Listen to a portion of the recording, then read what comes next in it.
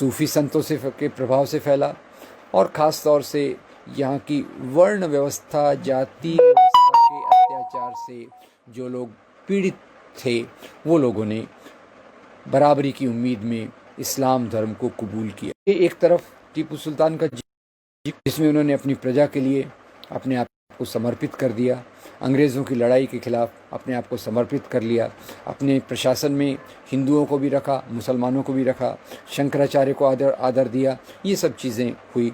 और इसी को देखकर गिरीश कर्नाड ने कहा कि बेंगलोर के एयरपोर्ट का नाम टीपू सुल्तान के नाम पर रखा जाना चाहिए। खैर, ये अलग बात है। मैं चाहता हूँ कि हमारे आज के नए प्रतीक जो हैं वो आज़ादी के आंदोलन से हों, और उसमें जो लोगों ने भी अंग्रेज़ों के खिलाफ विद्रोह किया उनको एक प्राधान्यता दी जानी चाहिए। अब इसी टीपू सुल्तान के बहाने हम ये थोड़ा देख लें कि ये उनको बदनाम क्यों किया गया, उनको बदनाम करने का क्या कारण है।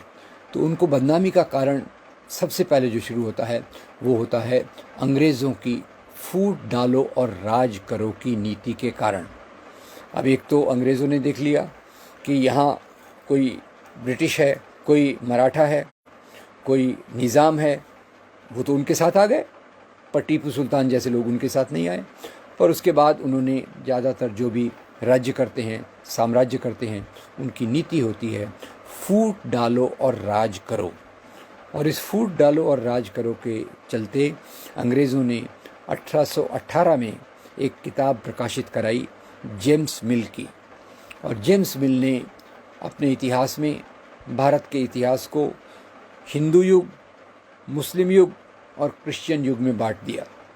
अब आप देखिए, अगर पहले हिंदू युग था, फिर मुस्लिम युग आया, तो फिर बाद में क्रिश्चियन युग होना चाहिए, तो उसको वो ब्रिटिश युग कहते हैं, उसको क्रिश्चियन युग नहीं कहते। ये उनकी चालाकी की बात है। एक दूसरा, जो भी जैसे महात्मा गांधी लिखते हैं कि यहाँ मुसलमान राजा थे, हिंदू उनकी प्रजा थी, और हिंदू भी चैन से रहते थे।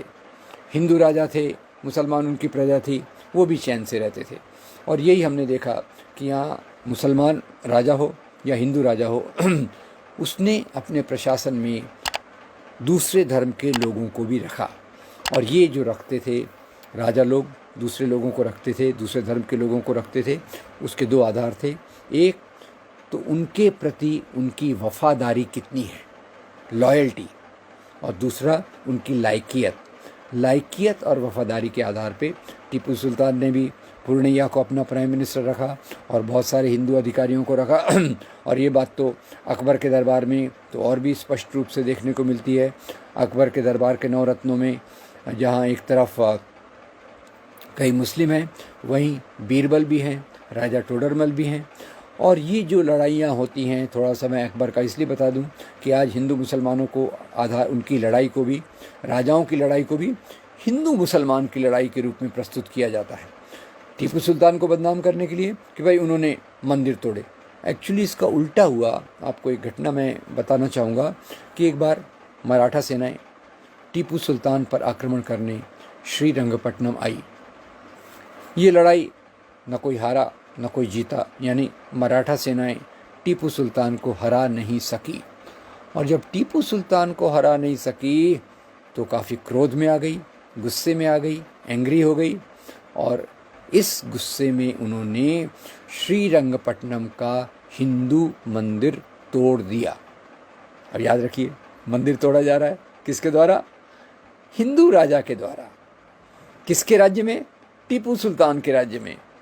और मज़े की बात यह है कि टीपू सुल्तान उस मंदिर का चीफ ट्रस्टी था, जिस हैसियत में उसने उस मंदिर की मरम्मत कराई। तो ये मुख्य बात हुई। पर अंग्रेज़ों ने जिस प्रकार का रवैया लगाया, हिंदू बनाम मुस्लिम, उसमें हम ये भूल गए कि अकबर का, जैसे मैंने कहा, आजकल इस बात को और भी लोकप्रिय बनाया जा रहा है, क्योंकि जो सांप्रदायिक ताकतें हैं, उनकी प्रोपेगेंडा मशीनरी, उनका सोशल मीडिया, उनका आईटी सेल बहुत मजबूत है। वो अपनी मजबूती के कारण इन मुसलमान राजाओं के खिलाफ ख़ास तौर से नफ़रत पैदा करता है। ऐसे ही ये बात केवल यही नहीं है, पाकिस्तान में इसका उल्टा चलता है। पाकिस्तान में तो हिंदू राजाओं को मानते हैं कि वो बहुत कमज़ोर थे, कुछ शासन करने लायक नहीं थे, इसलिए मुसलमान राजाओं का राज्य था। ये विचार भी गलत है, क्योंकि राज्य तो मिला जुला होता था। हिंदू भी उसमें होते थे, मुसलमान शासक, मेहनत कश किसान, और दूसरी तरफ ज़मींदार और राजा। इतिहास को देखने का ये तरीका एक है। अंग्रेज़ों ने जो लाया हिंदू वर्सेस मुसलमान, उस तरीके को सांप्रदायिक ताकतों ने, मुस्लिम लीग ने एक तरफ से लिया, हिंदू महासभा आरएसएस ने दूसरी तरफ से लिया। और उसको देखने का दूसरा तरीका है कि एक तरफ गरीब किसान जो मेहनत करता है और उसकी मेहनत को लूट कर ज़मींदार और राजा एक ऐशो आराम से जीते हैं। ये दूसरा तरीका हो गया। तीसरा तरीका भी आपको बता दूं। तीसरा तरीका इतिहास को देखने का है जो डॉक्टर भीमराव बाबा साहब अम्बेडकर ने लाया। अम्बेडकर जी कहते हैं कि भारत का मुख्य इतिहास का अंतर्विरोध जो है वो बुद्ध धर्म के समतावादी सिद्धांत, बुद्ध धर्म के समतावादी सिद्धांत और ब्राह्मणवाद के ऊंच नीच के सिद्धांतों के बीच हुआ है। जो मुख्य लड़ाइयाँ हुई, जैसे सम्राट अशोक थे, उन्होंने बुद्ध धर्म का प्रचार किया, समता के मूल्यों की बात की, और इन्हीं मूल्यों को तोड़ने के लिए बाद में पुष्यमित्र शुंग आए, शशांक आए, और ऐसी कुछ किताबें आई, मनुस्मृति, और ऊंच नीच की ब्राह्मणवादी विचारधारा को यहाँ लोकप्रिय किया गया। तो मैं इन दोनों प्रकार के इतिहास को मानता हूँ कि गरीब किसान वर्सेस ज़मींदार, बुद्ध धर्म के मूल्य वर्सेस ब्राह्मणवाद के मूल्य, ये यहाँ का मुख्य इतिहास राजाओं का शासन रहा है। पर आप याद रखिएगा, हर एक मुसलमान राजा के शासन में, दरबार में, उनके जो मुख्य अधिकारी होते थे उनमें से ज़्यादातर हिंदू अधिकारी भी होते थे। They were their advisers. तो ये जो हमारा मेल जोल का इतिहास था वो हमारी सभ्यता, साहित्य, कला, इन सब चीज़ों में है। आधुनिक भारत के निर्माता, आधुनिक भारत के पार्लियामेंट्री डेमोक्रेसी के निर्माता पंडित जवाहरलाल नेहरू अपनी किताब डिस्कवरी ऑफ इंडिया में लिखते हैं कि यहाँ जो था वो था गंगा जमनी तहज़ीब। ये गंगा जमुना तहज़ीब जो है बहुत सुंदर शब्द है। इसका मतलब क्या है कि यहाँ हिंदू मुसलमान एक दूसरे को केवल टॉलरेट नहीं करते थे। टॉलरेट यानी ठीक है भाई, आप भी हो। ये हिंदू मुसलमान एक दूसरे को स्वीकार करते थे और एक दूसरे के साथ मिलकर ज़िंदगी के उत्सव का आनंद लेते थे। ख्याल कीजिए, एक तरफ बात है टॉलरेंस कि भाई हम दूसरों को टॉलरेट कर रहे हैं, दूसरी तरफ बात है हम दूसरे को एक्सेप्ट कर रहे हैं, स्वीकार कर रहे हैं, और तीसरी तरफ बात है हम दूसरे से मिलकर जीवन का आनंद ले रहे हैं। इसीलिए आप देखिए, टीपू सुल्तान के समय दशहरे का त्यौहार भी एक बहुत महत्वपूर्ण त्यौहार था। 10 दिन तक मनाया जाता था। मुझे आप बताइए कौन सी ऐसी और जगह है जहाँ दशहरे का त्यौहार 10 दिन तक मनाया जाए। फिर ताजिए के त्योहारों में हिंदू औरतें, हिंदू लड़के भाग लेते थे, और ताजिया, मुहर्रम, इनमें ये लोग भाग लेते थे। और जो दूसरे कई त्यौहार थे, होली और दूसरे त्योहारों में, ये मुसलमान भी भाग लेते थे। ये यहाँ की तहज़ीब का भाग है। ये तहज़ीब ये है कि जो एक दूसरे का हाथ मिलाकर चले, एक दूसरे के साथ प्रेम मोहब्बत से रहे, ये यहाँ की तहज़ीब है। और वही पंडित जवाहरलाल नेहरू अपनी किताब डिस्कवरी ऑफ इंडिया में लिखते हैं। इसी को थोड़ा आप देखिएगा, मैं आपको थोड़ा रिकमेंड कर रहा हूँ। इसी किताब के ऊपर एक बड़ा सीरियल बना है, वो है श्याम बेनेगल का सीरियल जो है भारत एक खोज। ज़रूर देखिएगा, बहुत एपिसोड्स हैं।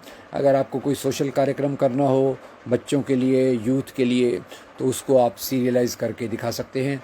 ऐसे ही हमारे दूसरे दोस्त हैं सोहेल हाशमी का भी एक 10 एपिसोड का सीरियल है। उसका नाम है हिंदुस्तान की कहानी। और हिंदुस्तान की कहानी में भी वो ये बताते हैं कि भारत में इवन जो खाने पीने की तहज़ीब है, खाने पीने का तरीका है, वो भी यहाँ का मिला जुला है। आज टीपू सुल्तान के बहाने इन सब चीज़ों को याद करने की बहुत ज़रूरत है। मैं खाने पीने की चीज़ से मुझे याद आ गया, मेरी एक फेवरेट डिश है खाने की, जो शायद आप में से भी बहुतों की हो। उसका नाम है बिरयानी। पिछले 2-3 साल पहले हैदराबाद रहने का मौका मिला 6-8 महीने, तो बिरयानी का खूब आनंद लिया। फिर सोचा थोड़ा भाई ये बिरयानी का उगम कहाँ से हुआ, तो पता चला बिरयानी आई थी ईरान से। ईरान में इसको कहते हैं बिरयान। यहाँ आई, हमने उसमें मसाले डाले, उसको ज़्यादा स्वादिष्ट बन गए और बन गई हमारी प्यारी सी बिरयानी। ऐसे बहुत सारी चीज़ें मैं आपको बता सकता हूँ, जहाँ खाने पीने की चीज़ों में, सामाजिक त्योहारों में, कपड़ा पहनने के तरीके में, साहित्य में इस प्रकार का मेल जोल चलता है। और उसमें एक मज़ेदार किस्सा आपको बता दूँ। मज़ेदार किस्सा ये बता दूँ कि अभी उत्तर भारत में कई शहरों के नाम बदले जा रहे हैं। इलाहाबाद को प्रयागराज कर दिया, फैज़ाबाद को अयोध्या कर दिया, मुग़ल सराय जंक्शन को पंडित दीनदयाल उपाध्याय स्टेशन कर दिया गया। तो एक पत्रकार मित्र बड़े परेशान हो गए। उन्होंने बोला ये चल क्या रहा है। तो भारत के एक महान इतिहासकार इरफान हबीब के पास पहुँचे। इरफान हबीब से पूछा, हबीब साहब ये क्या हो रहा है, ये शहरों के नाम बदलने में क्या तुक है, ये तो हमारे इतिहास की विरासत का भाग है, इसका नाम क्यों बदला जा रहा है। तो इरफान हबीब साहब ने कहा, भाई देखो भारतीय संस्कृति मिली जुली है, इसमें हिंदू धर्म का प्रभाव है, हिंदू लोगों का प्रभाव है, मुसलमानों का प्रभाव है, क्रिश्चियंस का प्रभाव है। क्रिश्चियंस का प्रभाव भी मैं थोड़ा आपको जोड़ देता हूँ, इसमें अपनी इस कहानी पे बाद में आऊँगा, पहले क्रिश्चियंस का प्रभाव जोड़ देता हूँ। अभी वो जो बाबरी मस्जिद विध्वंस के सबसे बड़े लीडर थे, आपको नाम याद होगा, लाल कृष्ण आडवाणी। वैसे तो उनको पार्टी ने बाईपास कर दिया, पर नाम के वास्ते अभी उनका 92nd बर्थडे था। हमारे प्रधानमंत्री जी पहुँचे, तो बर्थडे पे क्या लेके पहुँचे होंगे, वो क्या लेके पहुँचे, बर्थडे केक लेकर पहुँचे। अब ये केक कहाँ से आई, ये भी सोच लीजिए, क्योंकि वैसे तो देखा जाए हमें सभी अच्छी चीज़ों का स्वागत करना चाहिए, हो ज्ञान हो, खाने पीने की चीज़ें हों, कपड़े पहनने की तहज़ीब हो, हमारे सामाजिक कार्यक्रम हो, ये सब का हमको स्वागत करना चाहिए। और इसी में मैं जो इरफान हबीब साहब की कहानी बता रहा था, पत्रकार ने पूछा, हबीब साहब ये क्या हो रहा है। तो इरफान हबीब जो भारत के महान इतिहासकारों में से एक हैं, उन्होंने कहा, भाई भारत की मिली जुली सभ्यता, संस्कृति, साहित्य, कला ये है, तो इसमें जो मुसलमानों का तत्व है उसको निकालने की कोशिश ये सरकार कर रही है। ये सरकार से आप समझ गए ना मैंने क्या कहा, जो आज शायद देश पे शासन कर रही है। तो फिर इरफान हबीब साहब ने एक मजाक किया कि उनको अगर ये इस्लामिक तत्व निकालना है तो सबसे पहले उन्होंने एक व्यक्ति का नाम बदलना चाहिए। किस व्यक्ति का नाम बदलना चाहिए, जो मेरे ख्याल से Bharatiya Janata party powerful leader है, नाम पहचान लिया आपने, अमित शाह। शाह शब्द कहाँ से आया भाई, शाह शब्द भी पर्शिया से आया। अब क्या क्या आप बदलेंगे, क्योंकि मानव समाज में एक दूसरे से प्रेम करना ये स्वाभाविक है। मानव समाज में एक दूसरे से प्रेम करना स्वाभाविक है, और नफ़रत जो लाई जाती है वो राजनीतिक कारणों से लाई जाती है, यही इसका मुख्य आधार है। तो खैर, मिली जुली परंपरा, और उसके बाद मैंने आपको बताया इस मिली जुली परंपरा का उच्चतम बिंदु भी आपको बता दूं। इस मिली जुली परंपरा का उच्चतम बिंदु एक तरफ सूफ़ी परंपरा से आता है, निज़ामुद्दीन औलिया, मोइनुद्दीन चिश्ती, जिन्होंने आम लोगों के बीच में आम तरीके से उनका आदर करके उनका स्वागत किया, इसलिए आप देखेंगे आता है। दूसरी तरफ वो भक्ति संत कबीर, तुकाराम, नामदेव, नरसिंह मेहता, जिन्होंने भी फिर मानवता के आधार पे बातें की, जो राज्य सत्ता के खिलाफ बात की, शोषण के खिलाफ बात की, और उनको मानने वालों में भी हिंदू भी थे, मुसलमान भी थे। ये हमारा असली इतिहास है, और उस असली इतिहास में ये चीज़ें आज कौन सामने ला रहा है, ये आपको देखने की ज़रूरत है। वैसे बताऊं तो आज़ादी के आंदोलन के दौरान एक तरफ वो लोग थे जो अंग्रेज़ों के खिलाफ संघर्ष कर रहे थे, नए भारत का निर्माण कर रहे थे। इसमें मैं तीन मुख्य व्यक्ति और 3 संगठनों का नाम लूँगा, आप उसके नाम का पैटर्न याद रखिए। पहले व्यक्ति शहीद भगत सिंह, संगठन का नाम नौजवान भारत सभा। दूसरे व्यक्ति भीमराव बाबा साहब अम्बेडकर, जिस पार्टी की उन्होंने कल्पना की वो थी रिपब्लिकन पार्टी ऑफ इंडिया। और तीसरे जो ग्रुप में मैं 4 व्यक्तियों के नाम ले रहा हूँ। एक जिनका कल जन्मदिन है, आपको पता होगा, मौलाना अबुल कलाम आज़ाद, दूसरी एनी बेसेंट, तीसरे सरदार बलदेव सिंह और चौथे मोहनदास करमचंद गांधी। पार्टी का नाम आपके दिमाग में आ गया है? मैं उस पार्टी का प्रोपेगेंडा नहीं कर रहा हूँ, मैं पर उनके बारे में बता रहा हूँ कि राष्ट्रीय आंदोलन का उन्होंने नेतृत्व किया। और ये जो लोग थे ये इतिहास को धर्म के आधार पर नहीं देखते थे, इतिहास को धर्म के आधार पर नहीं देखते थे और सब लोगों को बराबरी का दर्जा देते थे। भगत सिंह, अंबेडकर और गांधी, ये 3 मैं प्रतिनिधि नाम रखता हूँ, मौलाना आज़ाद भी उसमें मैं रखता हूँ, 4 प्रतिनिधि नाम रखता हूँ। पर ये जो उभरते वर्ग के लोग थे, इनमें से ज़्यादातर लोगों ने अंग्रेज़ सत्ता का विरोध किया, इनमें से ज़्यादातर लोगों ने आज़ादी के आंदोलन में हिस्सा लिया और दूसरी ओर नए भारत के बनने की प्रक्रिया में उन्होंने बहुत बड़ा योगदान किया। तो खैर ये एक तरफ हुआ। और दूसरी तरफ वो लोग थे जो पुराने राजा, नवाब, ज़मींदार, जागीरदार थे। उन्होंने कुछ संगठन बनाए, वो पुराने समय को याद करना चाहते थे क्योंकि उस समय उनका पावर बहुत ज़्यादा था और उनके कानून चलते थे। तो उन्होंने जो संगठन बनाए, बाद में कुछ मध्यम वर्ग के उच्च शिक्षित लोग उसमें शामिल हो गए और इसमें से जो संगठन बने उन्होंने धर्म के आड़ में, धर्म के पीछे खड़े होकर पुरानी वैल्यूज़ को सामने रखने की कोशिश की। जैसे मोहम्मद अली जिन्ना, मुस्लिम लीग, विनायक दामोदर सावरकर, हिंदू महासभा, जिसने हिंदू राष्ट्र का उद्देश्य रखा। और इस हिंदू राष्ट्र के उद्देश्य को लेकर आज जो सबसे बड़ा संगठन देश पर शासन कर रहा है वो है राष्ट्रीय स्वयंसेवक संघ, RSS। तो ये 2 प्रकार के संगठन हैं। एक भविष्य को देखता है, बराबरी की बात करता है, अंग्रेज़ों की सत्ता के खिलाफ लड़ने की बात करता है, और दूसरे वो लोग जो पुरानी राजाशाही, पुरानी मनुस्मृति, पुराने ऊंच नीच के मूल्य को याद रखता है। और इन्होंने ही भारत की आज़ादी को उन्होंने अंग्रेज़ों की पॉलिसीज़ को, अंग्रेज़ों की नीतियों की मदद की और उसी के कारण डिवाइड एंड रूल की नीति आई, पाकिस्तान बना और फिर से उस पर और ऊपर से मुसलमानों पे उसका दोष डाला गया। जबकि वास्तव में पाकिस्तान बना पर उसमें कितने मुसलमान गए?